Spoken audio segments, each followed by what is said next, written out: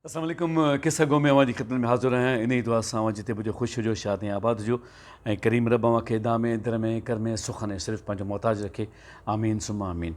कोविड-19 जी वबा अञा जारी आहे ऐं हाणे त उहो जेको चवनि था त जेको 4th जनरेशन डेल्टा वायरस आयल आहे सो बि थोरो ख़तरनाक आहे।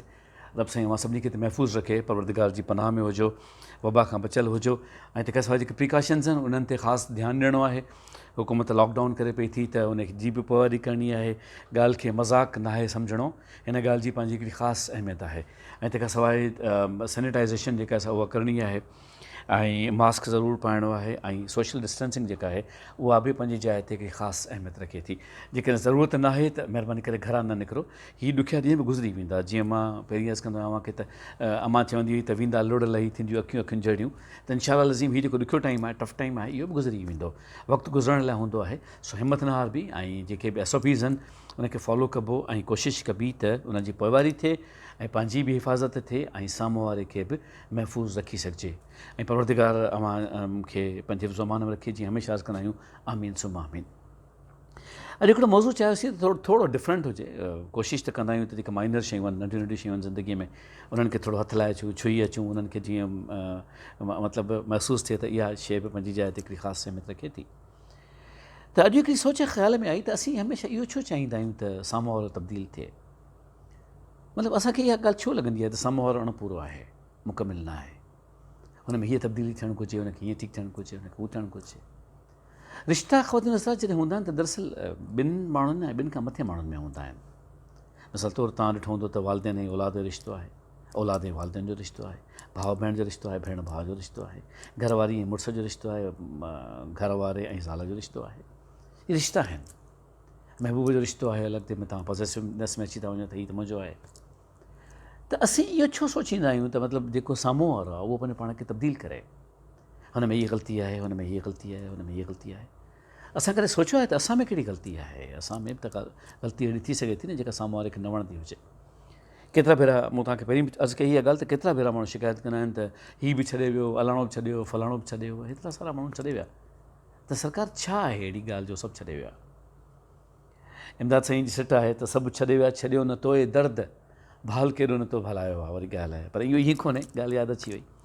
त सभु छॾे वञनि था। जेकॾहिं हिकिड़ो माण्हू अकेलो रहिजी वञे थो त कॾहिं उन इहो रियलाइज़ कयो आहे, इहो एनालाइज़ कयो आहे, पंहिंजे लाइ एनालिसिस हुन कयो आहे त भई मूं में त को फॉल्ट कोन्हे, का ग़लती मूं में त कान्हे। जेकॾहिं साम्हूं वारो ग़लतियुनि सां भरियलु आहे त छा 1 2 3 4 का ग़लती का मूं में बि आहे? कॾहिं उनजी सेल्फ असेसमेंट सां कई आहे त भई छा हूंदो आहे? असां हमेशह उहा ॻाल्हि कंदा आहियूं। मिसाल तौरु जीअं मूं तव्हांखे अर्ज़ु कयो त टीचर ॾेखारियो अछो काग़ज़, विच में दाग़ हुयो, जंहिंखां पुछे छा आहे, चई दाग़ आहे। त टीचर आख़िर में चयो त तव्हांखे हिनजी अछाण नज़र ई कोन आई हुई। या मिसाल तौरु महसूसु न कजो, हीअ ज़िंदगी जा मिसाल आहिनि। तव्हां गौर कयो, सभु चङायूं थियनि, सभु सुठायूं थियनि, हिकिड़ी ग़लती थी वई न, तव्हां उन हिकिड़ी ग़लती खे पकिड़े वेहंदा आहियो। असां पकिड़े वेहंदा आहियूं, तव्हां छा सभई पकिड़े वेहंदा आहियो त तो हीअ न कयो। या तोखे 500 कमु कंदो, 501 न कंदो न, उहो हिकु सोचींदो त यार हीअ जेको आहे न हीअ कोन्ह थियो। माना त महिरबानो, असीं ईअं छो कंदा आहियूं? असीं साम्हूं वारे खे परफेक्ट छो ॾिसणु चाहींदा आहियूं जॾहिं त असां में पंहिंजो पाण में फॉल्ट हूंदो आहे। मिसाल तौरु साम्हूं वारे खे पंहिंजी मर्ज़ी ते छो हलाइबो आहे? मूंखे ब्लू वणे थो, मूंखे ग्रे वणे थो, मूंखे ब्लैक वणे थो, डन, ठीकु आहे, मां पायां थो, पंहिंजी मर्ज़ी ते पायां थो। उज़ैद रिकॉर्ड पियो करे न, छो पाए ब्लू? नथो वणेसि न हुनखे।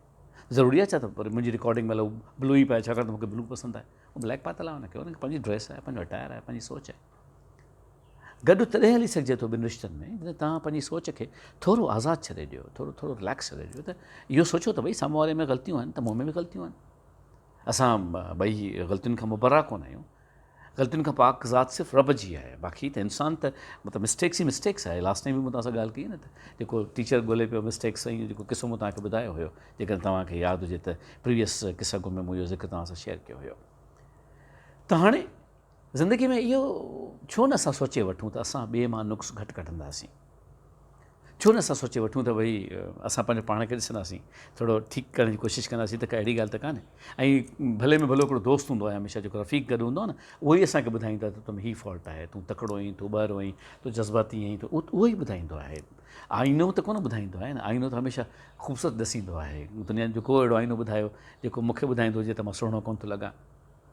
त बसि इहो तमामु ज़रूरी आहे। अॼु हिकिड़ो किसो अॼोके ॾींहुं पढ़णु तव्हांजे साम्हूं चाहियूं पिया, छाकाणि त किसगो में 2 महीननि में या महीने में हिकिड़ो भेरो हिकिड़ी का रीडिंग पाण कंदा आहियूं, ऐं अॼु हिकु जेका रीडिंग वटि मौजूदु आहे उनजो सिरो आहे त को बि माण्हू मुकमिल न हूंदो आहे।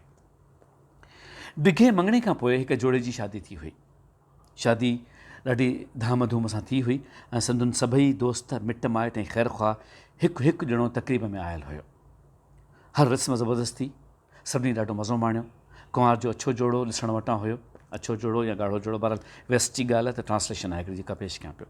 ऐं घोट जो लिबास वरी मर्दाणी सूंहं लाइ शाहकार हुयो। हर कंहिंखे ॾिसी सारायो पए त सभिनी खे संदनि पाण जे विच में मुहबत मिसाली पए लॻी। औरतुनि ऐं मर्दनि हिन नए जोड़े जी हिक ॿिए लाइ निगाह में चमक खे सारायो पए। मतिलबु त छा त शादी हुई, छा त जोड़ो हुयो, सभु कुझु मिसाली हुयो, मिसाल बणिजण लाइ काफ़ी हुयो। औरत किताबी घणी हुई, उहो जेकी कुझु पढ़ंदी हुई सो पाण ते सवार करे छॾींदी हुई। संदसि ख़्यालनि जी उॾाम ऊची हूंदी हुई ऐं हू तसवर जा ॾाका चढ़ण में पुठिते पेर न रखंदी हुई।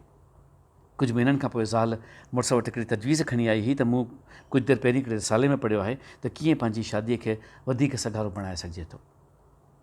मुड़ुस उत्साह मां ॾांहुं निहारियो, अच्छा असां ॿिन्ही खे हिकिड़ी लिस्ट तयारु करणु खपे।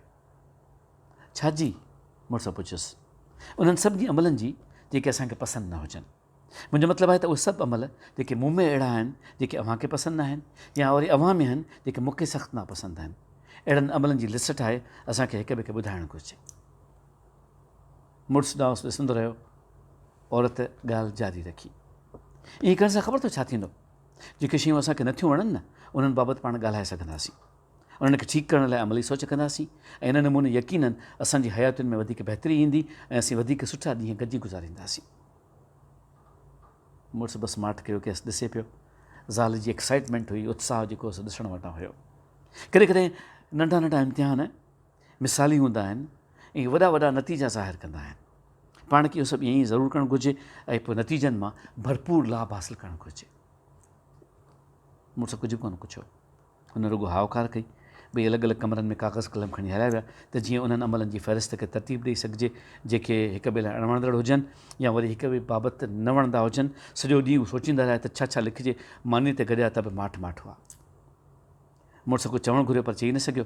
ज़ाल जे मथे में सवालनामा ऐं काग़ज़ सवार हुया। ॿिए ॾींहुं सुबुह जो फ़ैसिलो कयो त नेरनि खाइण खां पोइ हू पंहिंजो पंहिंजो लिखियलु काग़ज़ पढ़ंदा। मां थी शुरू कयां। ज़ाल आछ कई ऐं पंहिंजी फ़हिरिस्त कढियईं जंहिंमें इलाही सारियूं शयूं लिखियलु हुयूं। हुन त पूरा 3 पना भरे रखिया हुया। जॾहिं हुन नंढियुनि नंढियुनि ॻाल्हियुनि खे पढ़णु शुरू कयो त खेसि महसूसु थियो त मुड़ुस जी अखियुनि में पाणियाठ उभरी रही हुई। छा थियो? हुन मुड़ुस खां पुछियो। कुझु न, हू मुरकियो। तूं पढ़ंदी रह, फ़हिरिस्त मुकमिल कर। ज़ाल खे पंहिंजो जुनून हुयो। हुन 2 पना पढ़ी पूरा कया जिन में 30 खनि शिकायतूं लिखियलु हुयूं। इहे सभु नुस्ख़ आदतूं ऐं अमल लिखियलु हुया जेके खेसि पंहिंजे मुड़ुस में बिल्कुलु पसंदि न हुया या वरी जिन खे हुन बदिलाइण पिए घुरियो। हुन फ़हिरिस्त पढ़ी पूरी कई ऐं वेढ़ींदे मुड़ुस खे चयईं, हाणे तव्हां पंहिंजी फ़हिरिस्त पढ़ो। तंहिंखां पोइ पाण ॿई गॾिजी ॾिसंदासीं त उहे कहिड़ा अमल आहिनि जेके पाण गॾिजी चूंडिया आहिनि या वरी उन्हनि खे ठीकु कीअं करे सघिजे थो। ॾाढे इत्मीनान सां मुड़ुस वराणियो। मुंहिंजी फ़हिरिस्त में कुझु बि लिखियलु न आहे। मुंहिंजे ख़्याल में त तूं जीअं बि आहीं ज़बरदस्त आहीं। मां नथो घुरां त तूं मूं लाइ पंहिंजे पाण में कुझु बदिलाहीं। तूं बहितरीनु आहीं। मूंखे कॾहिं बि अहिड़ो को ख़्यालु न आयो आहे त तोखे बदिलाइजे। तूं मुंहिंजे लाइ मुहबत जो तोहफ़ो आहीं। मां तोखे बदिलाइण न छो सोचां। हाणे ॻोड़नि जो वारो ज़ाल जी अखियुनि में अचण जो हुयो।